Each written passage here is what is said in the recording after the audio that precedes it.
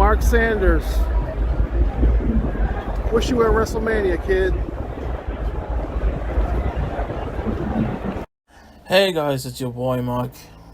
Well, I said I'll be back later today to give you guys my review of WWE WrestleMania XL WrestleMania 40 Night 1 2024. The show got off the air maybe about like 10 minutes ago or so. Maybe like 20 minutes ago now. And I gotta say, I absolutely loved WrestleMania 40 Night 1. I am so excited for tomorrow now. And what's crazy is, in the middle of the show, I couldn't help but see, like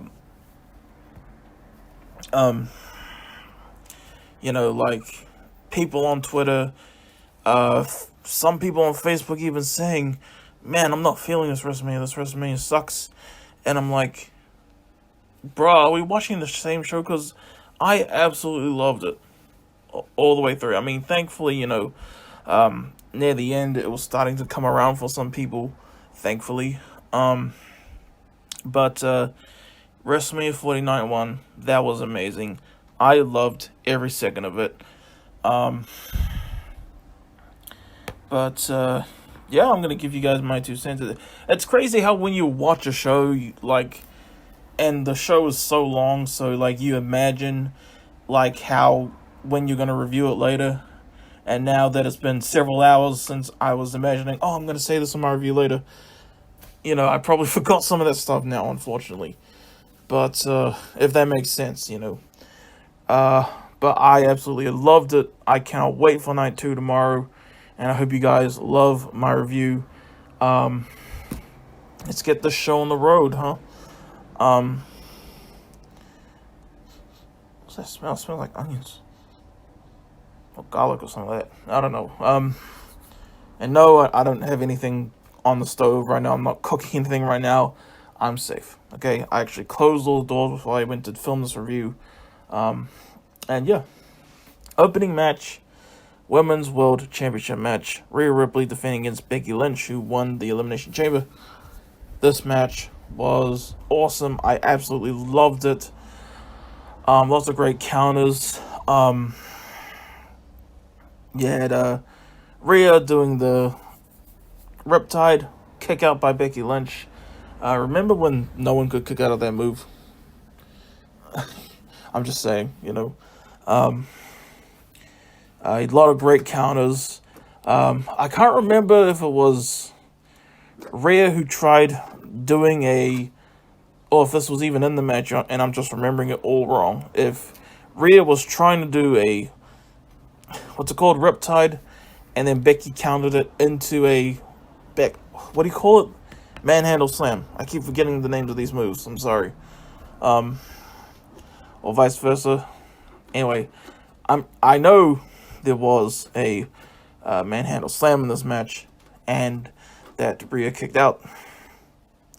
Rhea had Becky Lynch on her shoulders at one point, and then they both tumbled out of the ring. That was really cool.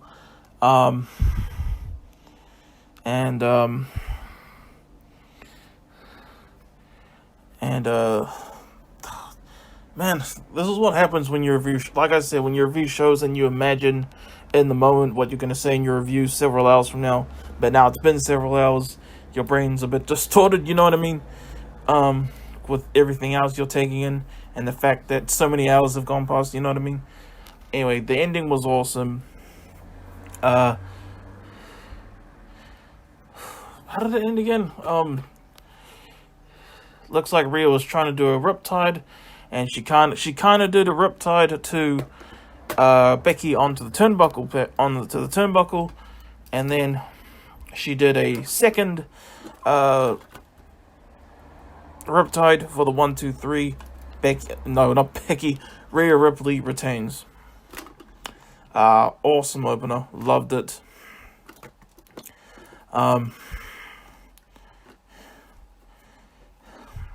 Loved it, man. And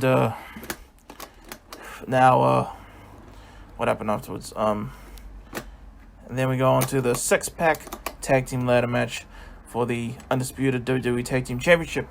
Now, the rules for this particular ladder match was that both the SmackDown and Raw Tag Team Championships were on the line individually in this match. You had one set of the tag titles on its own on one side. You had the SmackDown tag titles on the right and its own like thing hanging from above, and the Raw tag team titles on the left. And this was very weirdly filmed. Like the camera shots in this match, it was kind of like a WWE video game where you turn the camera cuts off, because the whole match was one fixed camera position the whole time, some slow moving around. It was a single shot ladder match, and I was like, man, this is such a weird camera shot. But at the same time, I commend WWE for trying something different, you know? And you know what? That took me off guard for quite a lot of this match, but I still ended up absolutely loving this match. It basically turned into a TLC match on its own. You had ladders everywhere, teams going at it, moves onto being smashed onto ladders, tables being smashed into, chairs coming in, all that type of awesome stuff, you know. Actually, A-Town Down Under, consisting of Austin Theory and Grayson Waller, they actually, and very quickly into the match too, they actually grabbed the SmackDown Tag Team Championships. They became the SmackDown Tag Team Championships, the champions, sorry, and they're trying to win the other set of titles too. Of course, who everyone, including myself, was cheering for. Awesome Truth, consisting of The Miz and R-Truth. They were climbing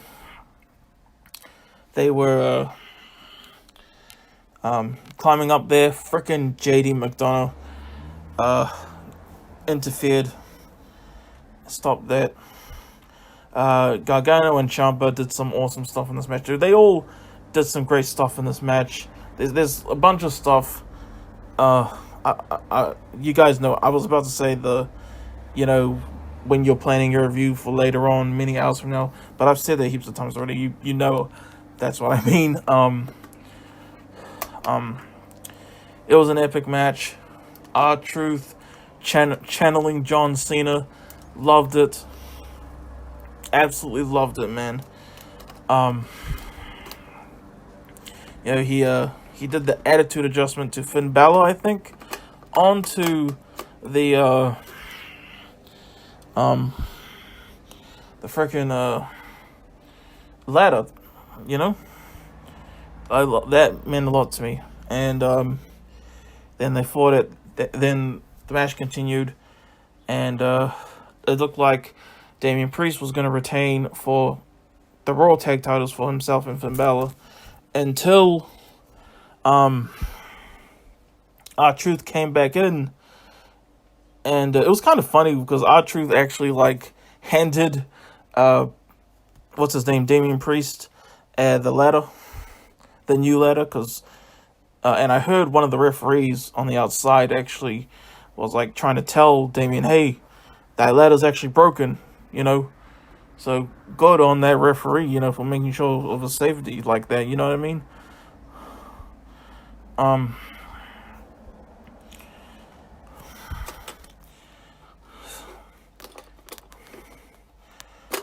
And that's when R-Truth handed him the other ladder, and then Damian Priest kind of pushed him off, and then R-Truth came back in, pushed Damian off the ladder, gave Damian Priest the AA onto the outside of the ring, did a slow climb, and the fact that he did a slow climb made it so tense to watch, you know. And Awesome Truth win the Raw Tag Team Championships. R-Truth wins his first match at WrestleMania. Finally gets his WrestleMania moment. Good for R-Truth, man.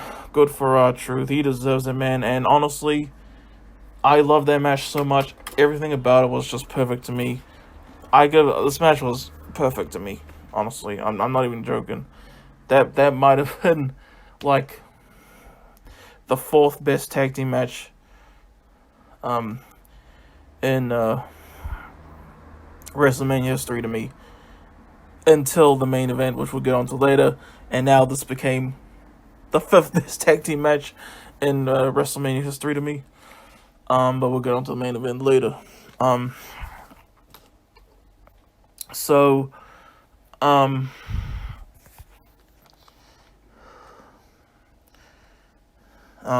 Sorry, I'm trying to catch my words.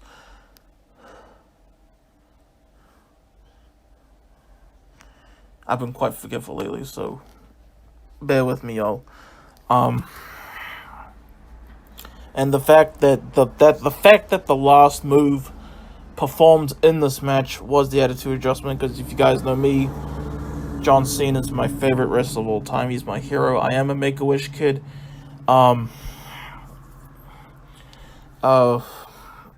I've said the story a billion times, but in case you don't know, there's heaps of other videos of me talking about that.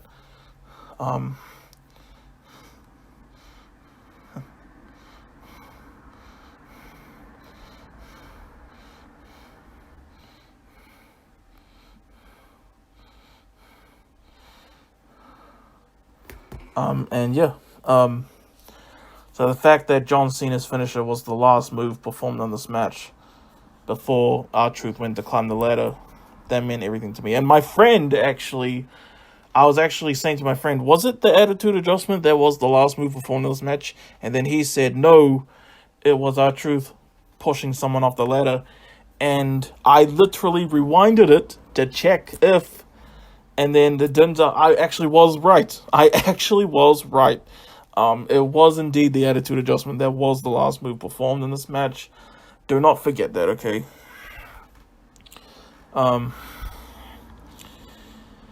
So that meant a lot to me, honestly.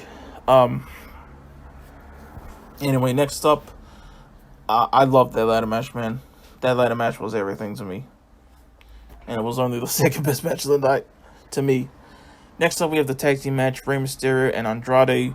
It was originally going to be Rey Mysterio and Dragon Lee, but on SmackDown yesterday, they had Andrade replace Dragon Lee. I don't know if that was the plan all along or whatever, but I did feel bad for Dragon Lee. Against Santos, Escobar, and Dirty Dominik Mysterio. This match was pretty fun, you know. I wasn't paying too much attention to this match, to be honest. Because at this point, I had already fallen in love with WrestleMania 40. Yeah, there was some awesome, like, moonsaults and all that. Lots of lucha stuff, you know. And, surprisingly, to me it was a surprise, Rey Mysterio pinned Santos Escobar to get the win. That's funny enough, because I thought, surely he's not going to beat his son 2 years in a row at WrestleMania, and he did. Oh, man. Alright, whatever, you know. It was a fun match still, and yeah. So, yeah. But now we go on to the match that a lot of people were saying was disappointing. But me personally, sorry about that. I love this next match.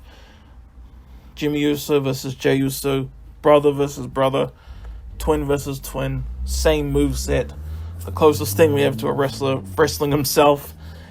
Yeah, Jey Uso versus Jimmy Uso. Personally, I love this match. I loved the emotion in this. I loved the talking between the two.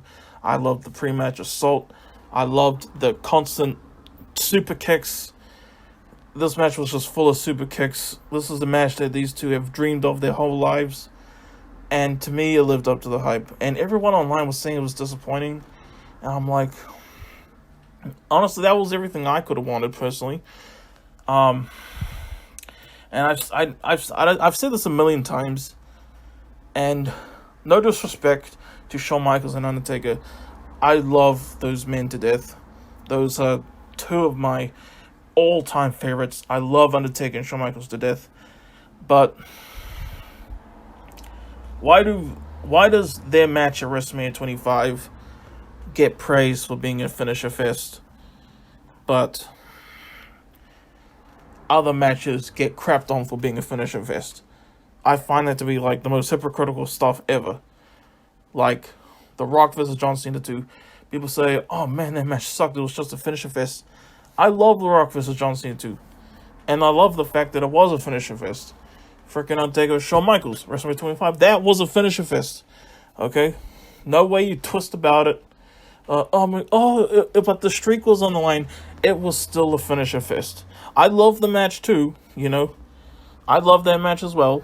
Personally, I love their WrestleMania 26 match way more. But, like, to praise that and to crap on other matches for being a finisher fest, I just find that hypocritical. I always will, I think. My mind's dead set on that, to tell the truth. And I love Jey versus Jimmy. That was everything I wanted it to be, honestly. And I absolutely loved it. I'm actually looking forward to rewatching this. I might rewatch this show later today, actually. I loved it, man. I loved it. So, yeah.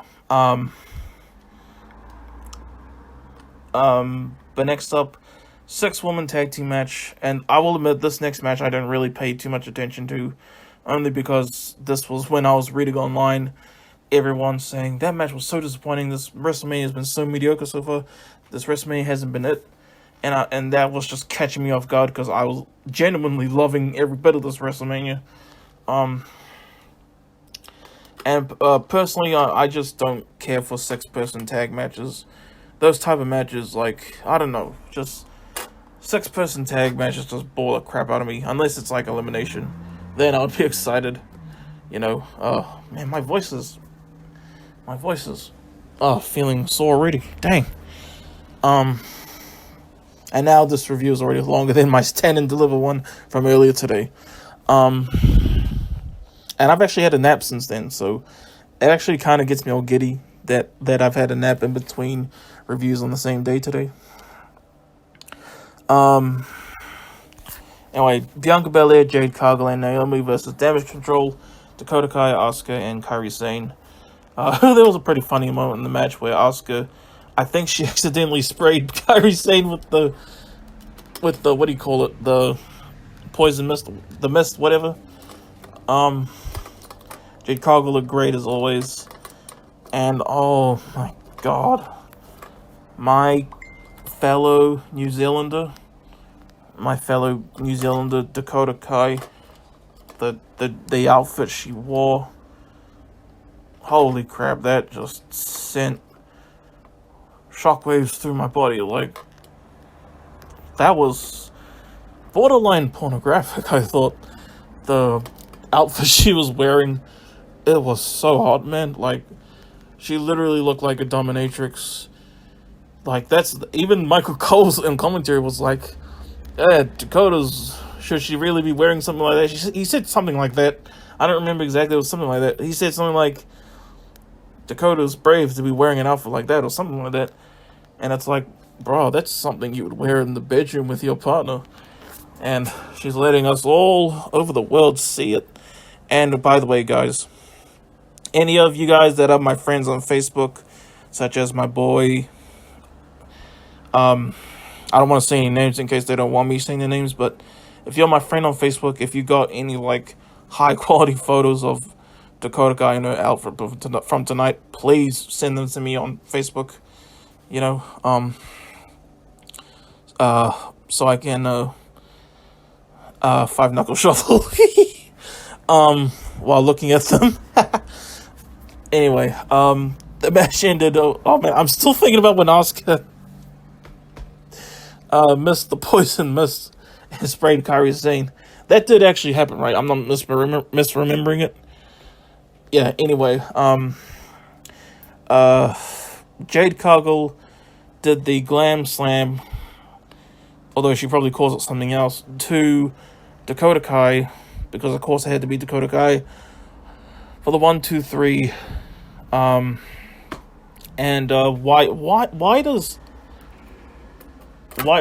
has Asuka still, I mean, this time I expected it. This wasn't like last year or even back in 2021 when I was hoping Asuka would win. And I did not think she would be on this huge reverse Undertaker streak. I hate that she is. She deserves to win at WrestleMania, man. It is what it is. But at least this time I expected it. Just because it was Jade Cargill, debuting. And Asuka was actually pretty angry about losing last year. I remember the tweet she was making. Anyway. Next up, penultimate match of the evening. WWE Intercontinental Championship match. Gunther defending against Sami Zayn.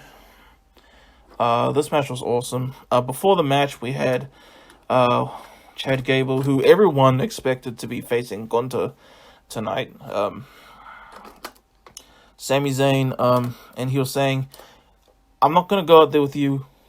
You got this on you can take him on your own because, you got here on your own. It was you who did it. I didn't help you, okay?" So he said something like that. I don't remember exactly what he said, but that was nice of Chad Gable. And I'm glad they didn't do a predictable, heel turn thing on him, Anyway, we get to the match. This match was awesome, in my opinion. Just a super fun match. Gunther taunting Sami Zayn's wife. It was actually really nice to see Sami Zayn, talk to Kevin Owens backstage, because, they're best friends and all that.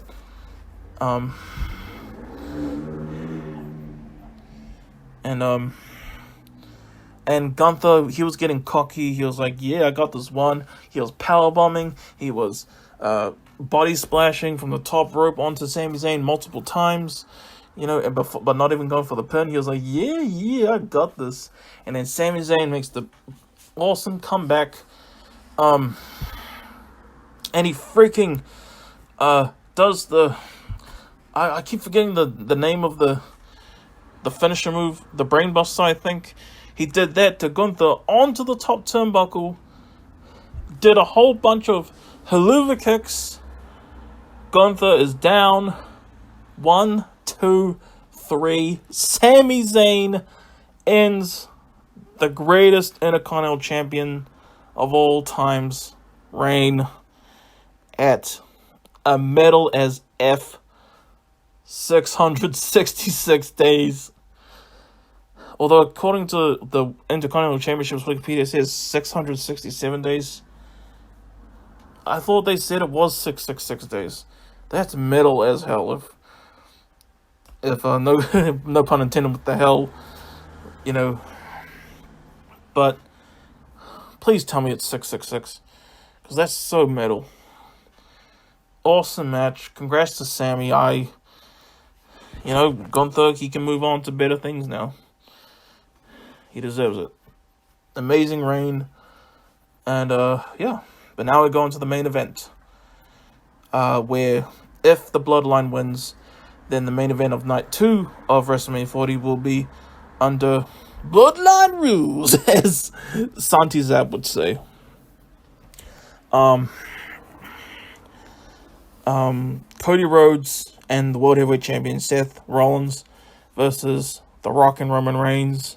The Rock's first match in 8 years. His first proper match in 11.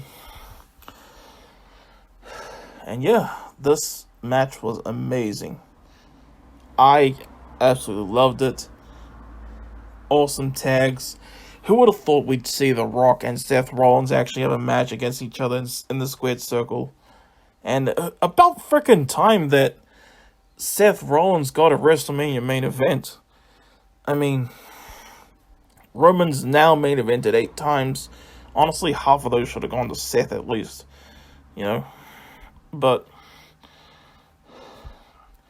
yeah, this match was awesome. I love that The Rock said to the referee, "Hey, you count us out and you're fucking fired." He said something like that.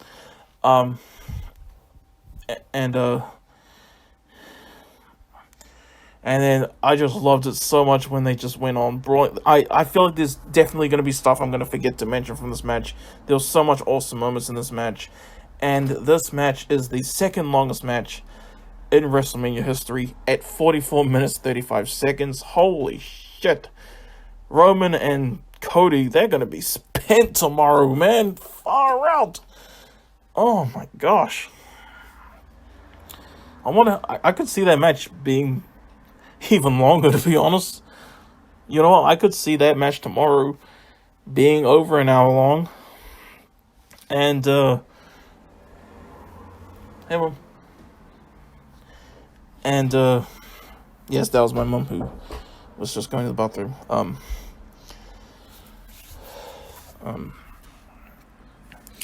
But anyway, lots of shenanigans. The Rock taunting Cody's mother at ringside. You had them fighting everywhere, and I love it when they fight all over the place. You had Roman and Cody fighting at the stage area. You had Seth Rollins and The Rock fighting in the crowd. I loved it when Seth Rollins knocked The Rock into the prime drink tray thing. That was awesome. I loved it when they were spitting like water in when The Rock spit water in Seth's face. Seth Rollins' knee got hurt. Then they started working on Seth's knee. That sort of thing. And it was just so much fun. So exciting. There was this amazing moment where The Rock was about to rock bottom Cody Rhodes through the announce table, but then Seth held on to The Rock's feet, and then Cody did his own rock bottom to The Rock through the announce table, and just immediately after that, Roman Reigns spears Seth Rollins through the barricade. Oh, that was such an amazing moment. Lots more stuff. I think we can skip to the end. I'm sure there's other amazing moments that I forgot to mention. But it looked like Cody was about to pin Roman Reigns. He crossroads. Oh, and Roman Reigns accidentally spared The Rock at one point in the match. The crowd blew up at that moment. Far out.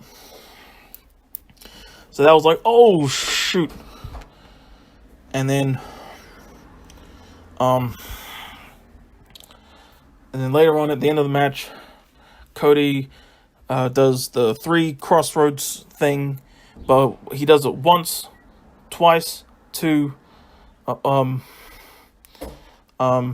Reigns. Oh, and by the way, earlier in the match, both Cody and Seth did pedigrees at the same time to Rock and Roman. I thought that was it, to be honest. They both kicked out at the same time. But at the end, let's go back to the end again. So when Cody does the first, crossroads to Roman Reigns, sets him up for a second crossroads, hits the second crossroads, is about to do it a third time, move to the ropes, whack! The Rock whacks Cody in the back with his own belt that he gave to his father-in-law before the match begun. Roman spares Cody, tags in The Rock. The Rock gives Cody a rock bottom, and then a people's elbow to Cody Rhodes. 1, 2, 3. The Rock and Roman Reigns, the Bloodline, win. And now the main event between Cody Rhodes and Roman Reigns on night 2 will be under Bloodline rules. That was epic, man.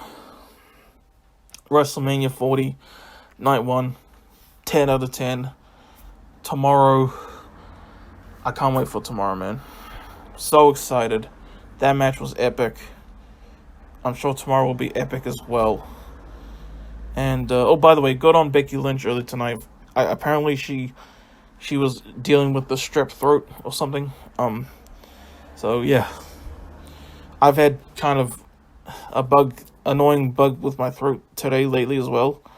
Because I took my pill last night, and it felt like it was stuck there because I had it without water, only because I couldn't be asked having it with water.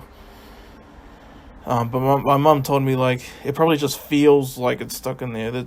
Your throat probably swole up a bit. That's why it feels like that. But anyway, night 2 tomorrow. Let's get it on. Hope you enjoyed, guys. Peace out. Have a good one. Yeah.